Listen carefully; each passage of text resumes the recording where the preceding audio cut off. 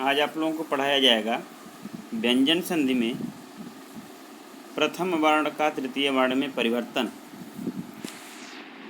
इसको कहते हैं जस्त संधि। इसका सूत्र है झलाम जशोवंते। तो इसमें है पद के अंत में स्थित झल के स्थान पर जस हो जाता है। अब झल क्या है? माहेश्वर सूत्र होते हैं, उसमें 42 प्रत्याहार हैं। उसमें एक होता है झल प्रत्याहार और जस प्रत्याहार। झल में वर्ण आते हैं 24 वर्ण। कौन कौन? झलों में वर्ग का प्रथम, द्वितीय, तृतीय, चतुर्थ वर्ण तथा स ह कुल 24 वर्ण आते हैं। इस तरह झल के स्थान पर जस माने जब गड द होता है, मतलब वर्ग के प्रथम, वर्ग माने क्या? कवर्ग, चवर्ग, टवर्ग, तवर्ग और पवर्ग। इसका प्रथम, द्वितीय, तृतीय अथवा चतुर्थ वर्ण, इन सब के स्थान पर उसी वर्ग का तृतीय वर्ण होता है। उसी वर्ग का माने कवर्ग में जैसे पहला, दूसरा, तीसरा और चौथा वर्ण क ख ग घ, इसके स्थान पर उसी वर्ण का, उसी वर्ग का माने कवर्ग का ही तीसरा वर्ण माने ग हो जाता है। क के स्थान पर ग, ख के स्थान पर ग के स्थान पर भी ग, प्रथम, द्वितीय, तृतीय और घ के स्थान पर भी ग होगा। तो स ह में स के स्थान पर ड आता है। उसका उदाहरण भी प्रायः मिलता नहीं है। जैसे यहाँ है उदाहरण वाक जोड़ ईसह। वाक में क है, कवर्ग का प्रथम वर्ण, ईसह है तो क का क्या हो जाएगा? ग हो जाएगा। तो क प्लस स्वर और बराबर तृतीय वर्ण ग प्लस स्वर तो वागीसह बनेगा।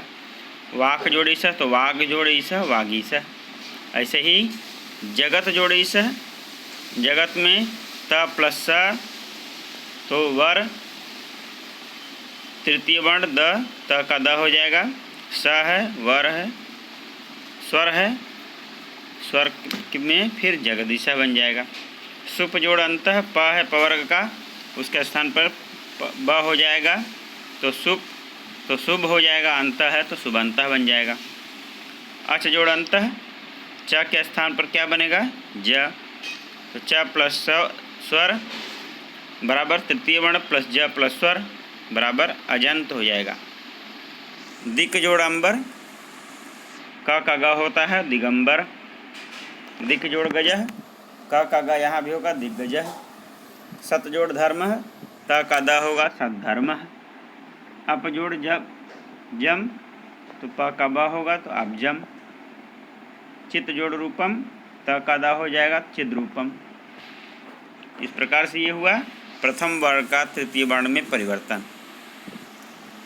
अब है उपसर्ग और अव्यय। तो उपसर्ग किसे कहते हैं? वे शब्दांश जो किसी मूल शब्दों या धातुओं से पहले जुड़ करके प्रायः उनके अर्थ में परिवर्तन कर देते हैं, वे उपसर्ग कहलाते हैं। स्वतंत्र रूप से इनका कोई अर्थ नहीं होता, लेकिन किसी भी शब्द के पूर्व जुड़ करके उसमें विशेष परिवर्तन करते हैं।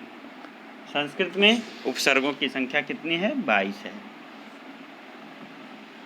जैसे हार शब्द का अर्थ है पराजय या माला, लेकिन उपसर्ग जुड़ जाने पर इस शब्द का अर्थ अलग हो जाता है। जैसे हार है तो आ जुड़ जाएगा उपसर्ग तो आहार हो जाएगा। हार माने माला, आहार माने भोजन। सम जोड़ हार, हार माने माला, सम जुड़ जाएगा तो संहार हो जाएगा, विनाश। फिर प्रजोड़ हार, प्रहार माने हमला हो जाएगा। विजोड़ हार, विहार माने भ्रमण करना हो जाएगा। उपजोड़ हार, उपहार माने भेंट हो जाएगा। विजोड़ जय विजय, पराजोड़ जय पराजय। सुजोड़ गंध सुगंध। प्रजोड़ दुर्जोड़ गंध दुर्गंध। प्रजोड़कार प्रकार। विजोड़कार विकार। उपजोड़कार उपकार। अब उपसर्ग जो हैं इनको देख लेंगे कौन कौन है। अति, अति माने अधिक या परे, तो अत्यंत, अतीव, अत्यधिक, अति उत्तम, अधि, अधिकृत, अध्यक्ष, अधिकार, अध्यादेश। अनु माने पीछे या समान। अनुज, अनुरूप, अन्वय, अन्वीक्षण, बहुत सा बनता है। अप है विपरीत या बुरा, तो अपव्यय, अपकर्ष, अपशकुन, अपेक्षा।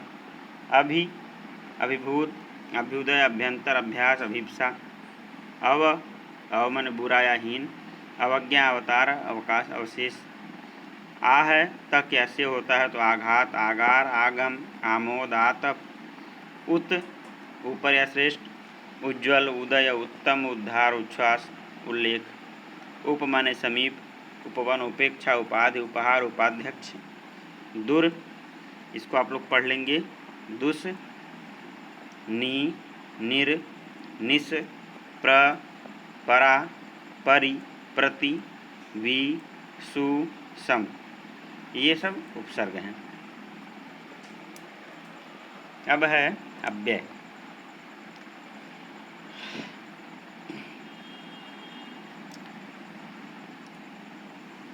अव्यय की परिभाषा क्या है? किसी भी भाषा के वे शब्द अव्यय कहलाते हैं जिनके रूप में लिंग, वचन, पुरुष, कारक, काल इत्यादि के कारण कोई विकार या परिवर्तन नहीं होता है, उन्हें अव्यय कहते हैं।